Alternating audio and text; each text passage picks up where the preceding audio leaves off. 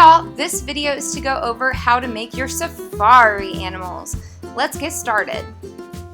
So if you look at this piece of paper, this has examples on how you can use these cardboard pieces to shape these animals. So if we first look at the lion, we have a circle, which I already used my circle on this one, but we have a circle, okay? And then with that circle, you're going to take one of these, and if you look, you're gonna cut it a little bit. And what you could always do is you could cut this right here, or you could just draw little mouth there and little nose, and then you have your lion. And you don't necessarily even have to cut it up here, because we could always even have like a little, it could go up a little bit higher, and then it just ends like that, which would also be totally fine, right? So we have that, and then we have all of these little bits that we could put around for the mane. Do you see? And then these parts right here, these two little bits, these are the ears. So we can just use these ears and stick it behind. The giraffe, I am using that as the example for your drawing.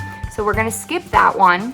And then we have the elephant, again, circle for the head. You can always take this for the trunk, and then we can stick one of these and use this side of it. And then that's the bottom of the trunk. And it's up to you if you want to draw the ears, or if you have enough of the cardboard left over, you can always use the cardboard and stick it behind and make ears out of this. This one is pretty simple. It's only 3 pieces. So you take this piece, and then you just stick the ears behind there. And you can always cut the ears a little bit too if you need to. And then that is how you make the zebra. So let's get started on this giraffe. To start off the giraffe, you are gonna follow the pattern, and now I kind of place them down, and I'm taking hot glue, which you can't really see on here, but I'm taking hot glue and I'm gluing all of them down. And I am drawing some of the features, so I'm drawing the neck, and I'm also going to draw the horns on there. And now I am taking crayons and I'm coloring everything in the way that I want them. You might want to do the Sharpie before the crayons, but that's up to you. I think it's a little bit easier to draw with the Sharpies before the crayons. And I am doing different patterns on there. Sorry that you can't see the top. The video got cut off a little bit. But now I'm going in and I'm making something called Zentangles in the background. You can always look up what Zentangles look like online if that helps you come up with ideas, or you can just kind of let your imagination run wild. So Zentangles are just a repetition of the same pattern. All right, so let's say we have a triangle. We can put little triangles into that triangle, right? And we're just trying to make triangles in here. You could do circles, just the repetition of it over and over again. And then with that, you can make some pretty cool drawings. So what if I would want, maybe I want to do a flower with some Zentangle patterns in it. So I could do that. There we go. But then you have to be careful, because now it's just, you don't really see the flower quite as much. You don't see that middle.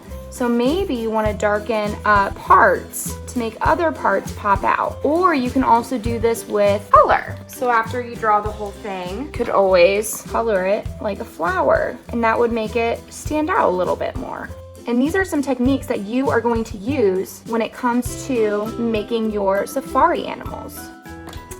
Then, let's see how I use Zentangles on my final piece. So I did Zentangles in some of the areas of the giraffe. So giraffes have these markings. Well, I just turned them into swirls. And then I added the swirls or the markings in different ways. So I did dashes here, I put dots here. I just did some swirlies, some little designs that I liked there. And then if you look at the background, all of these are Zentangles. So I went in and I just made a little swirl line, and then I put designs on them. But it looked too busy, so I put black down. So now when you look at it, the first thing that you see is the giraffe.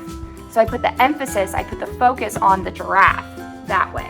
by darkening down the background. Then, when you are done with all the Zentangles, you're basically done with your animal. Now it's time for the final touches. This is my favorite part. I had blue and gold acrylic paint. You might have different colors, but then I went in and I added dots and lines, and I had to go over the areas multiple times to make the colors stand out. But once I did, I had these really cool designs that made my giraffe just that extra bit more unique. And again, this is what my final looks like. And here are a couple examples of what other people have done for this project, just to help you get a better idea of what you're doing.